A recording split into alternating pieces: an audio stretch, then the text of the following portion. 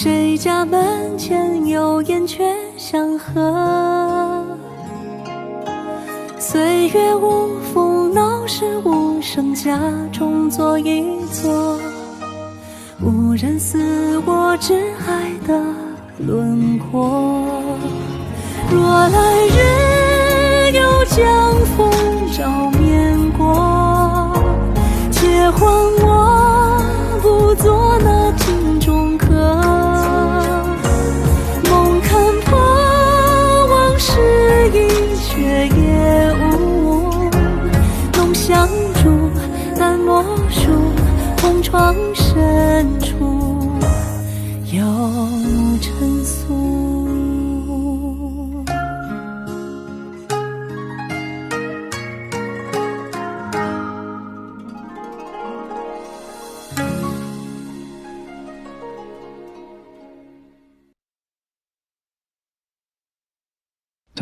她很貌美吗？此女偶尔也有，一点点。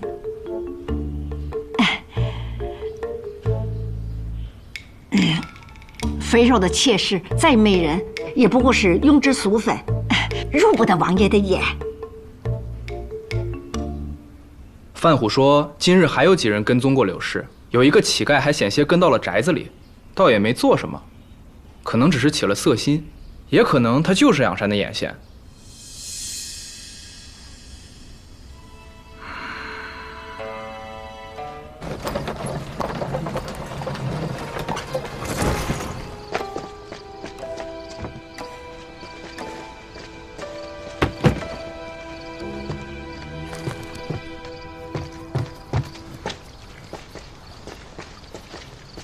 柳氏真是在跟您做戏啊？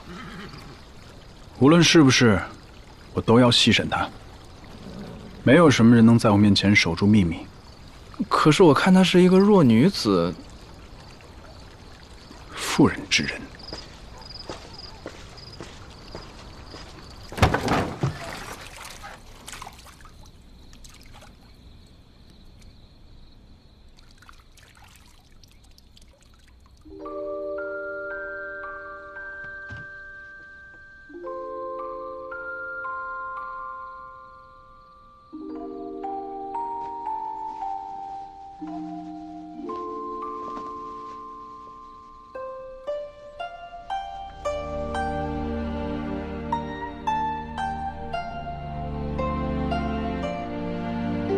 夫君，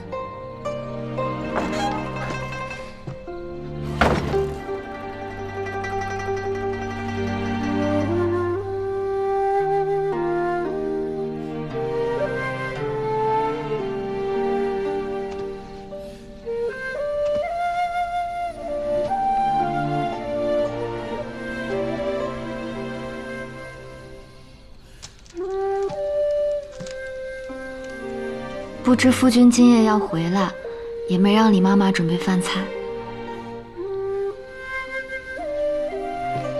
夫人今日逛得可还开心？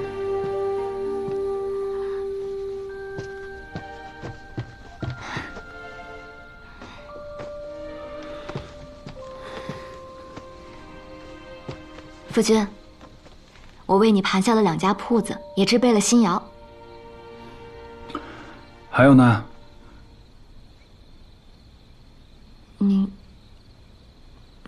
你都知道了。我今日在街上教训了登徒子，事后冷静下来，才发觉下手确实重了，给夫君惹下了麻烦，还望夫君恕罪。我要是不提，恐怕你就要一直瞒着我了吧？怎么了？夫君稍等。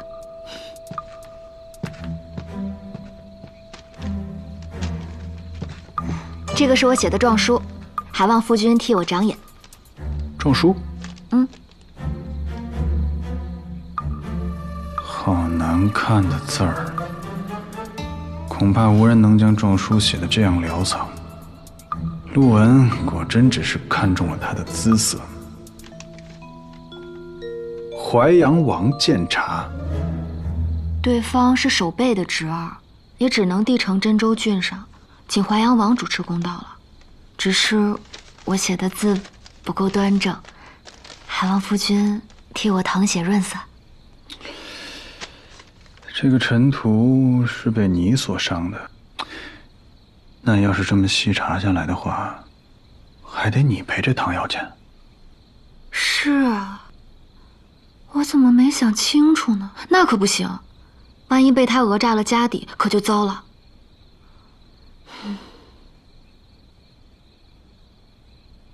不过也多亏了你还记得，在镖局学的手艺啊。可是镖局应该不教这个银针刺学吧？跟谁学的？夫君稍等。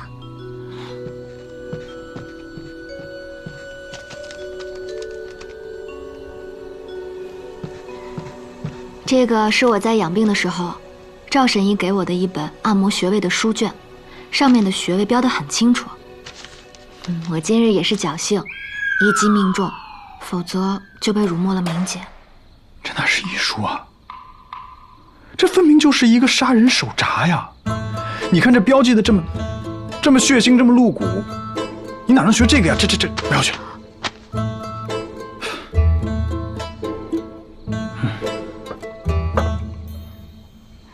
我来。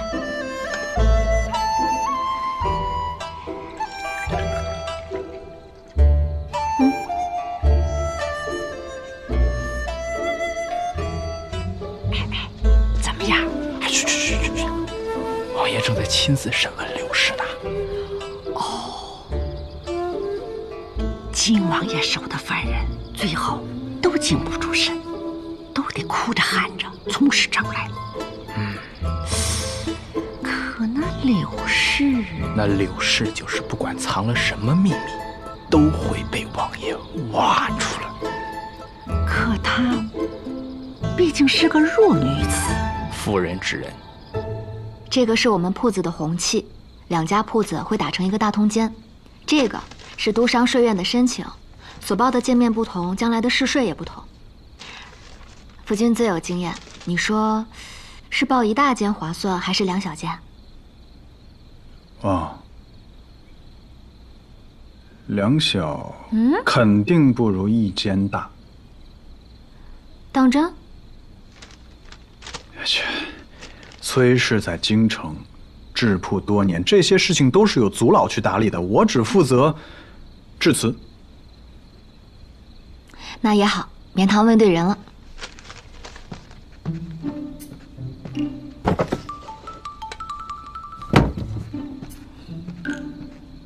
我今日还去见了瓷匠，这个是本地的白瓷，夫君看看有什么问题？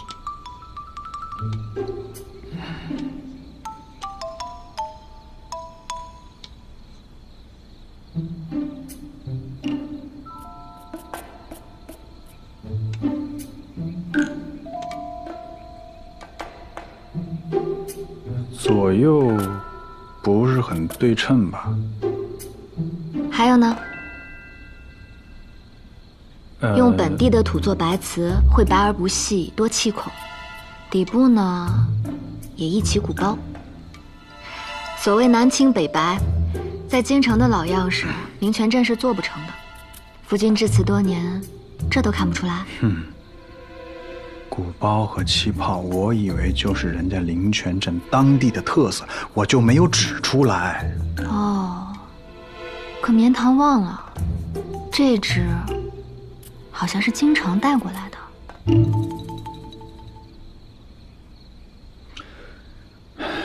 夫人经营多日，就是为了在此刻盘问我呀。绵堂只是觉得奇怪，夫君似乎不像一个瓷商。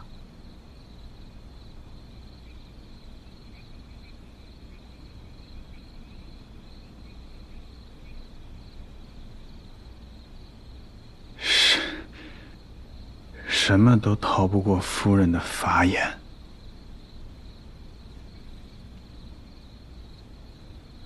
我就是一个没用的纨绔。啊？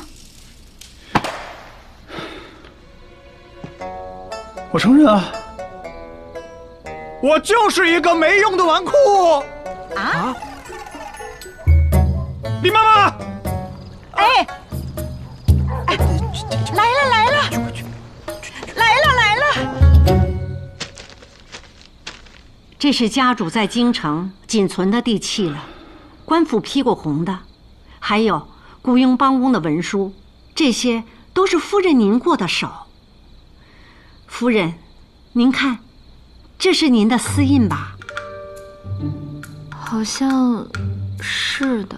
自从你进门啊，那家里的大事儿、小事儿都交由你打理了，为父才有闲心去潜心于骑术，偶尔陪船送货。可是到头来，还是不如夫人精进。那之前怎么不告诉我呀？为夫想要洗心革面，想要担起家主的责任，只可惜啊，只可惜他没本事啊，全靠夫人。李妈妈啊，先出去吧。啊，我居然会经商，可我为什么半点印象都没有啊？夫人，你也不必太过自责。忘了看家的本事，那也不是你的错啊。嗯。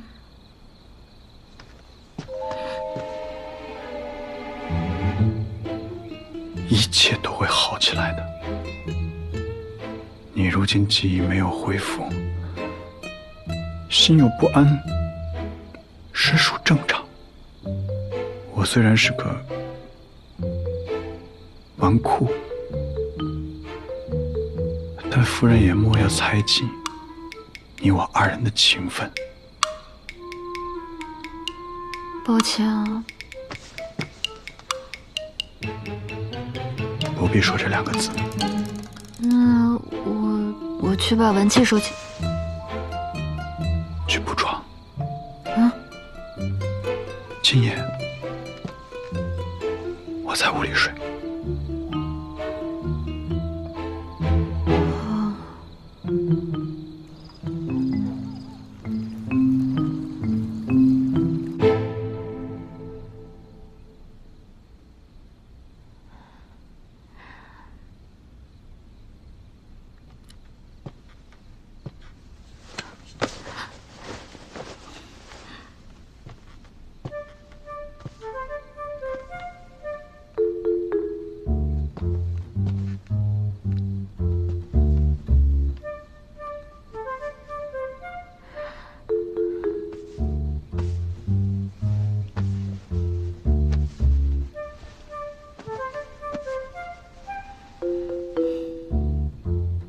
怎么没睡呢？没呢。夫君是要睡觉。好。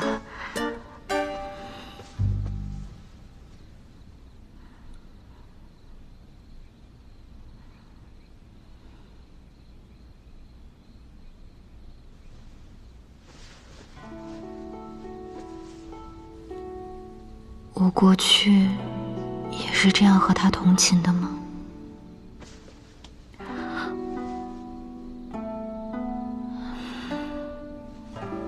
睡不着啊？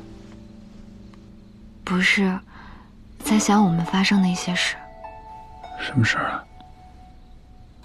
你我成婚3年，夫君为何既不养通房，也不纳侧室啊？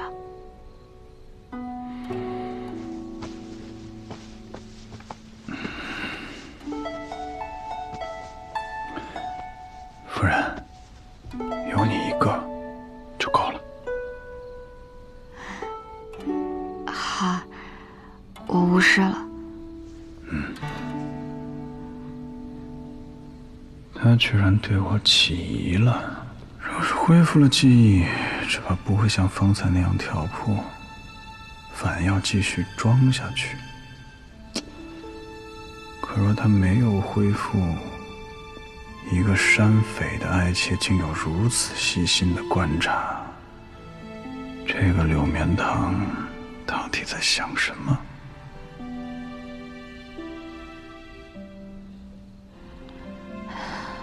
第一次同寝不该喝这么多水的，好想起夜呀。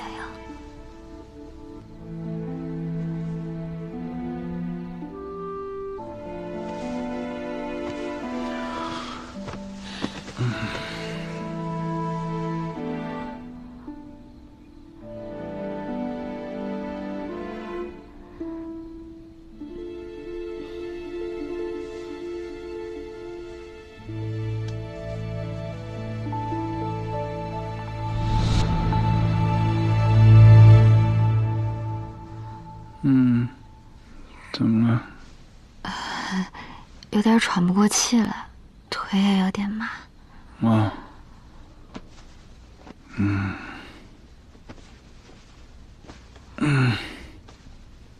夫君，你手上怎么有伤啊？睡着。哦。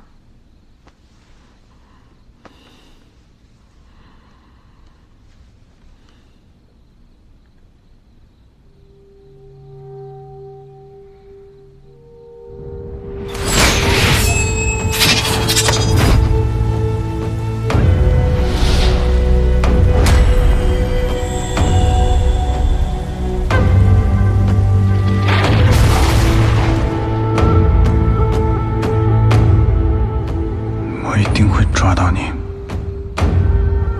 陆温。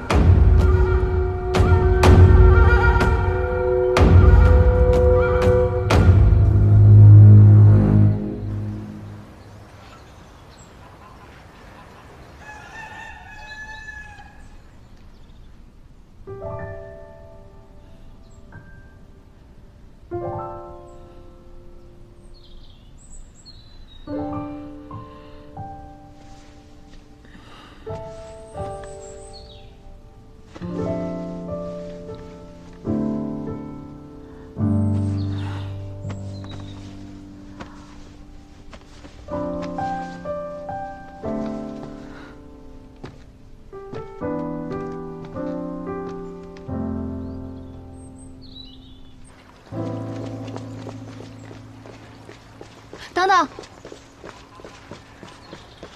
怎么了，夫人？我约了棋友。今日店铺休憩，我分身乏术，还请夫君去一趟真州郡府，把这状纸提交给华阳王。这恐怕不合适。夫君，你不要怕见官。我当然不怕了，我有什么好怕的？怕也是人之常情。不过我想过了，即便是守备的职责，也是他威胁在先，占理的是我们。华阳王掌管整个真州，百姓向他请命是正当的，他也应该为我们主持公道。我也觉得夫人说的有理。但华阳王公务缠身，他恐怕管不了这些小事儿。你怎么知道的？这想一想就知道了呀。就是递上去了，也不见得有用。是华阳王姑息那个守备？还是说他明着抓贪官，私底下也是贪墨的人？他们官官相护啊！华阳王是这样的人？他当然不是了。夫君怎么生气了？我生那个登徒子的气嘛。我知夫君心疼我，我也相信夫君绝对不是畏惧权势的人。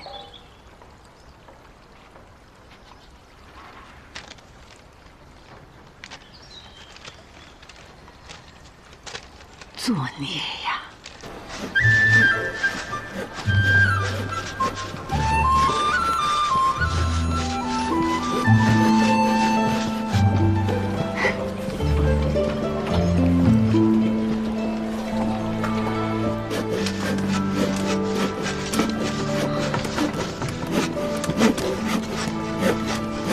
乖乖，崔家怎么连这种粗活都要娘子管啊？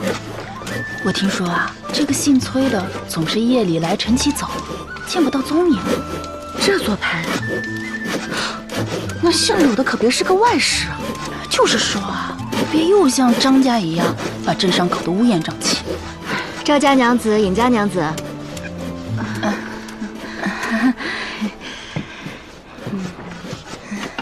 这店铺一连通，好气派啊！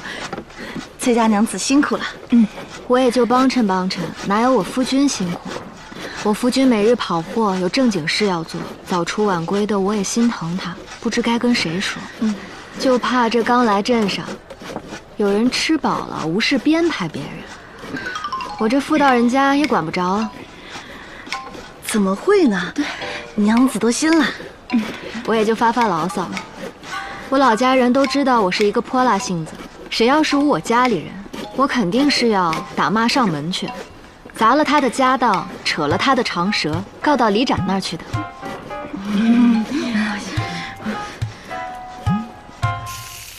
荣部侵占了西周的良田，下属又遭蝗灾，百姓们没了粮食，都在争食山中的蓬草啊！陛下正在用膳呢，别说这些晦气的事。可是打败了，陛下可赢了？姑输了，认罚。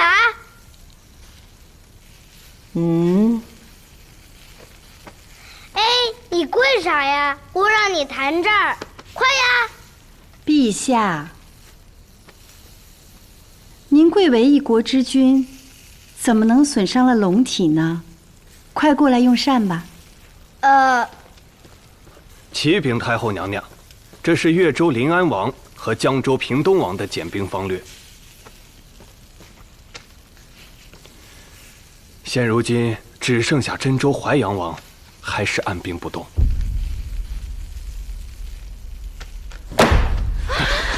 放肆！拥兵自重，他想造反吗？姑乃一国之君，谁敢让母后动气？姑斩了他！陛下，姑饿了。来人，再去烹一条鱼。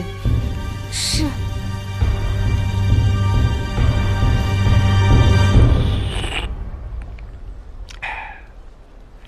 是是非非，竟不真。桃花流水，送青春。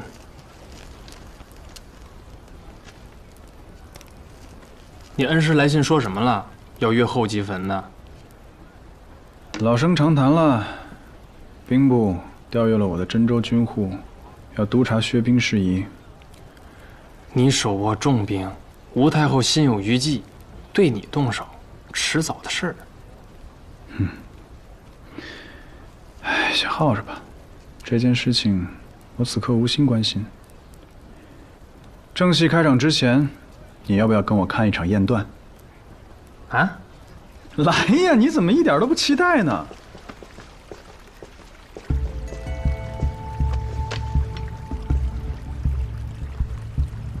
老王，侯爷，侯爷，你可我府上门房干嘛？哎，你先别着急。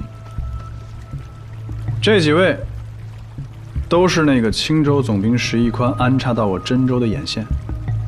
剿匪这个事儿上，他跟我较着劲呢；朝堂上又与我处处为敌。1-2年前就往真州开始布置了，今日都一并抓了，一网打尽。这老王啊，是专盯你侯府的。你们家太夫人几时出府，几时回府，恐怕这个石一宽比你这个亲儿子都要清楚。本王是以礼相待，要换作旁的藩王，就你们几个细作，那可是要剜眼割舌的。王爷饶命！王爷饶命！王爷饶命啊！饶命！怎么你这还吓着了？之前没有告诉你，就是怕打草惊蛇。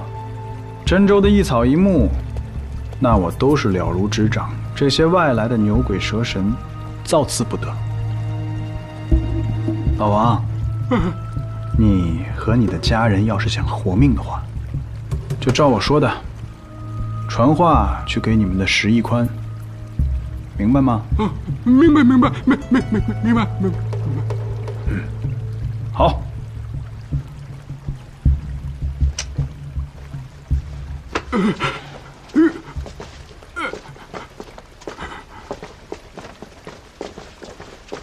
把奸细安插在我身边，太过分了。好了，所以我到底在做什么事情，千万不能让青州那边知道，因为鱼啊上钩了。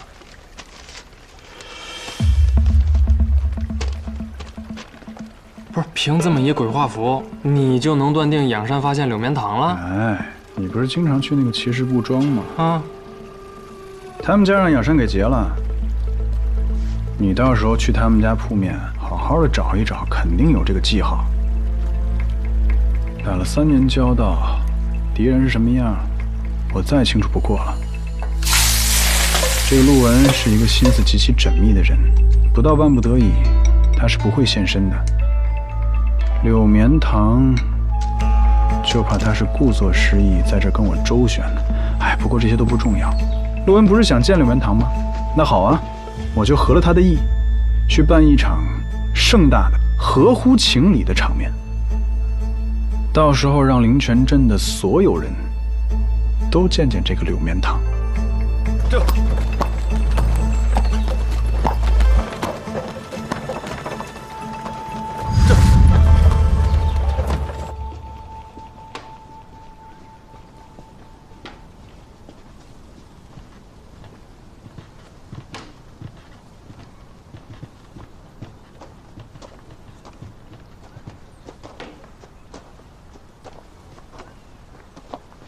夫人，怎么没看到家主啊？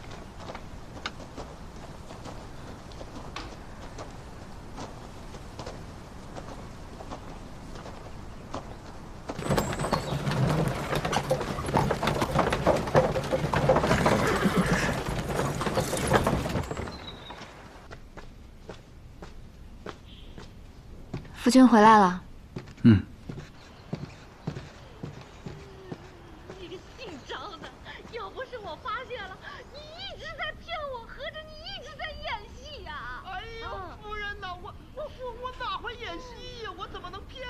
草褥子确实是不太管用，明日再多做一些隔断。张家娘子情难自禁，难免会失控。夫君还是多体谅一下这位可怜的女子吧。嗯，她怎么了？她以为夫君对自己一心一意，谁能想到张家郎君只是对她有所图，表面敷衍，每一句话亦都是谎言。夫人怎么还知道这些？若不是锥心之痛，哪会痛心如此啊？她打算怎么做啊？张家娘子耳根子软，又被她丈夫拿捏惯了，我就给她出了个主意，让她娘家兄弟来把铺子收了，断了那张家郎君的营生，这样自然就顾不过外面的野草闲花，亦或是那些连张家娘子都不知道的事。苦和无常，家家都有一本难念的经。夫人，日后不要掺和这些事情。可若真的是谎言呢？早晚有一日会被人察觉啊。翠九，我当真是你的夫人吗？夫人为何起疑啊？你是待我无可挑剔，可你每每见我，总是莫名的疏离身份。你我并不像寻常的夫妻。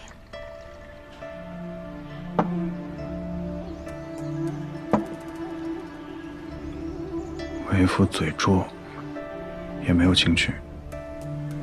夫人难免会觉得我这个人性子冷淡了些。起初我也只当是教养使然，可就连昨日，我被那登徒子欺辱，你也并没有像寻常夫君那般关心我，反倒是盘问了一整夜。你是想问出什么呢？怎么还记仇了？想必状书也没有递交吧？递了。那淮阳王府长什么样子？王府大门是朱漆铜钉，悬有盐灯垂帘，立有石狮和石灯各一对儿。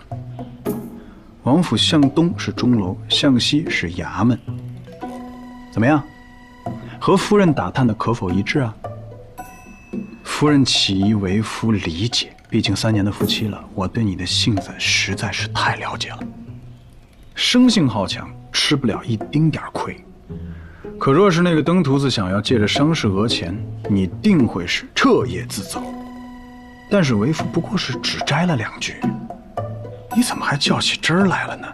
况且真要说是生分，就你这样反复的盘问我，我才觉得生分。你还怪我啊？你还倒打一耙，不都是因为你吗？你要不做错事，我能埋怨你吗？你别想这么糊弄过去，你给我好好解释解释。那你每日打着下棋的幌子出门，夜不归宿，这又是为什么？我已经问过了，你没有去棋社，老板也说根本就没有姓崔的人。你夫君叫什么？崔九。我这里没有姓崔的，崔九跟我也曾听过。崔九，我到底是你什么人？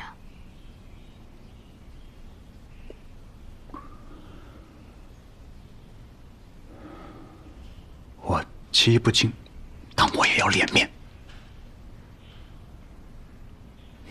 我用了化名。化名？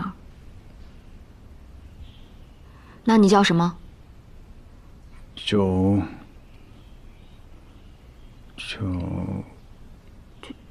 九，你叫九九？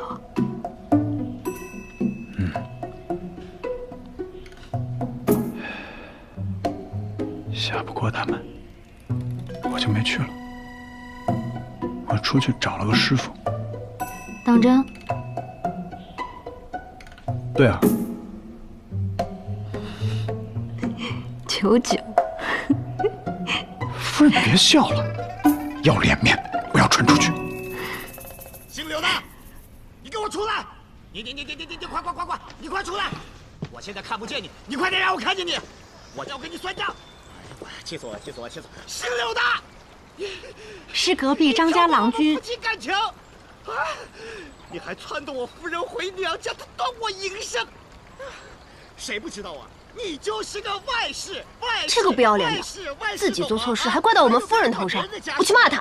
没规矩！你闭嘴！家主还没发话呢。丢不丢人啊？在这丢人现眼！他不是喜欢在墙壁边骂人吗？赶紧给我回去！耳房的热水没用完，还热着呢。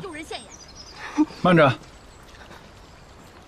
李妈妈，她为何要说我的夫人是外室啊？家主早出晚归，夫人又抛头露面，这儿的街坊邻里最嚼舌头根子了。哎，家主和夫人千万别当真。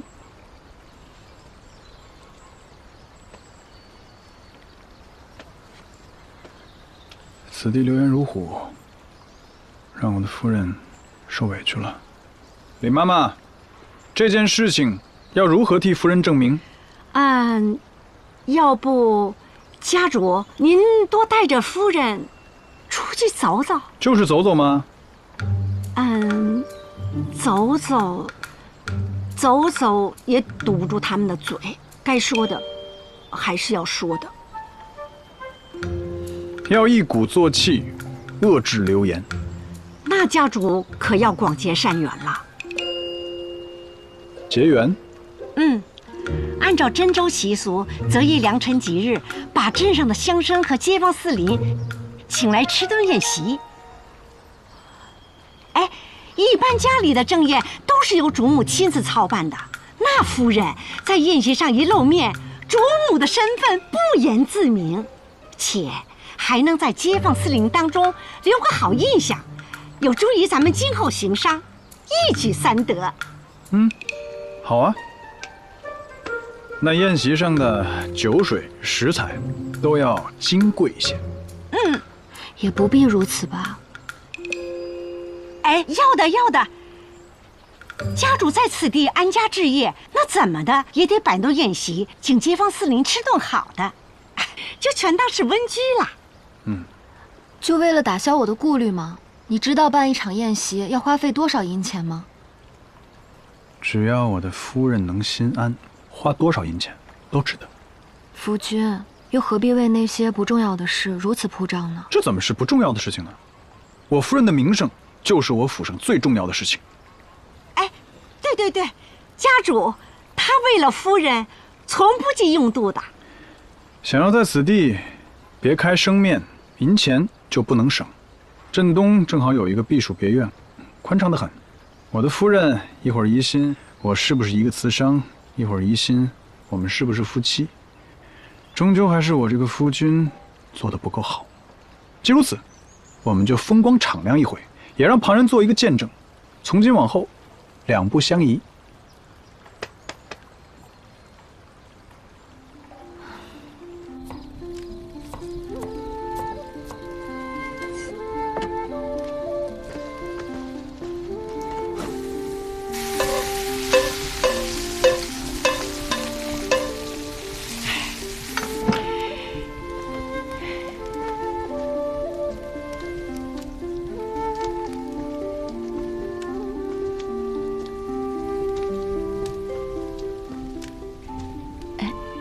夫人，妈妈既知夫君散尽了家财，适才为何还怂恿着家主摆宴啊？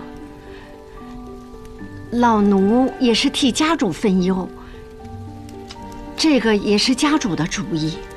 那你就这么顺着他。妈妈掌管家中大小事务，心中最该有一番明辨，什么是因时制宜，什么是小题大做，妈妈也这么不知轻重。你从前就是这么当家的。夫人，您不妨也想一想，这个家里头，除了您心疼银钱，难道家主就不心疼吗？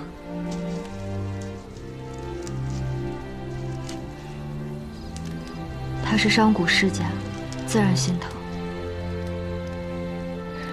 那这么不划算的买卖，他为什么还要坚持？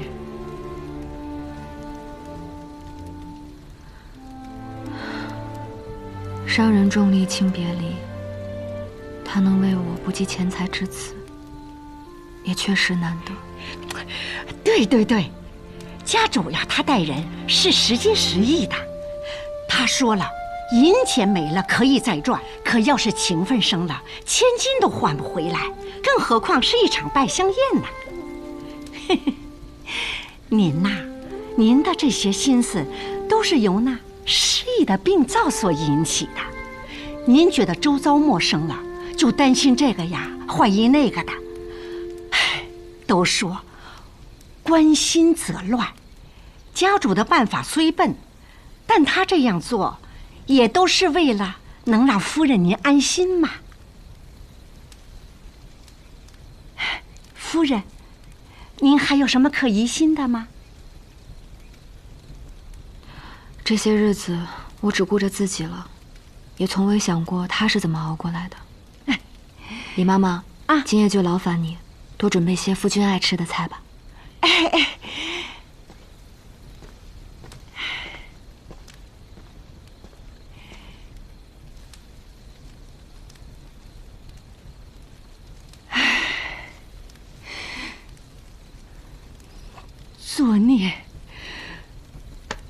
作孽呀！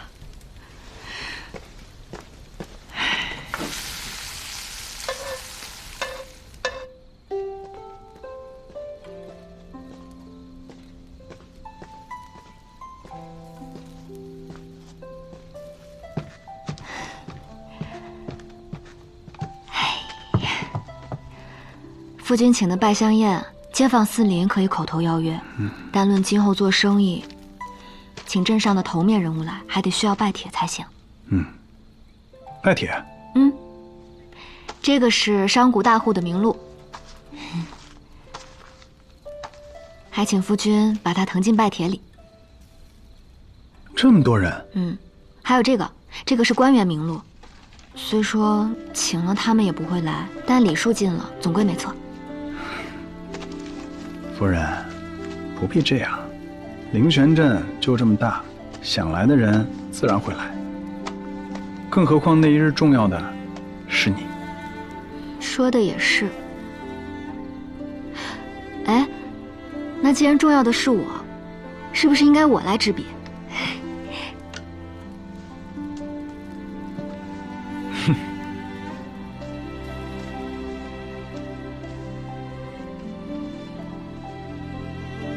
我写的很丑吗？确实。罢了，为父教你。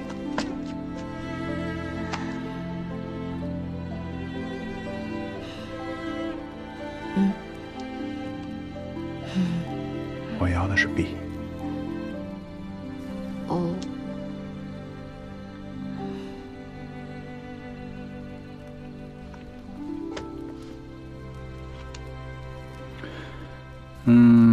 首先呢，你写字的问题是横画还有竖画写不好，可以找一个横画多一点的字先练练。那我想写夫妻和鸣的妻字。那倒不如就写秉公无私的秉字，还可以练练横撇捺。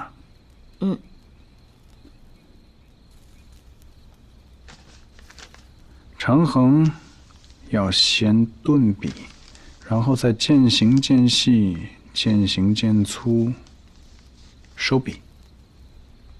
短横要轻入笔，慢慢的加重收笔。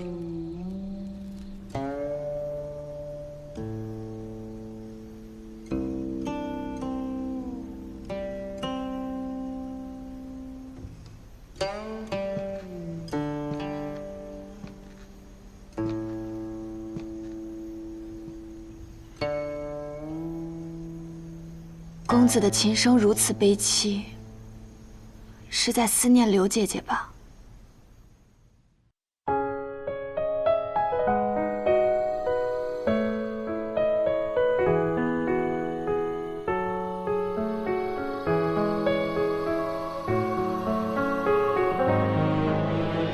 舟自流水过，夜稍回日落。重逢时还不忘得去因果。谁偶然经过，一转身海棠飘落。爱对了错人的悲欢离合。谁不是千万里流云我雪，难相守亦相别，趟过春水游历秋节。一双人一横月，心与心更念，交藏于眼眸的明明灭灭。莫问庭前花，昨夜开几朵。莫追究心里半生烟波。放那些尘埃与纷乱，无知无休。平生缘像长空，还有许多。谁不是千万里流云我雪，难相守亦相别，趟过春水游历秋节。一双人一更月，相伴两不言。似是梦，手潭中光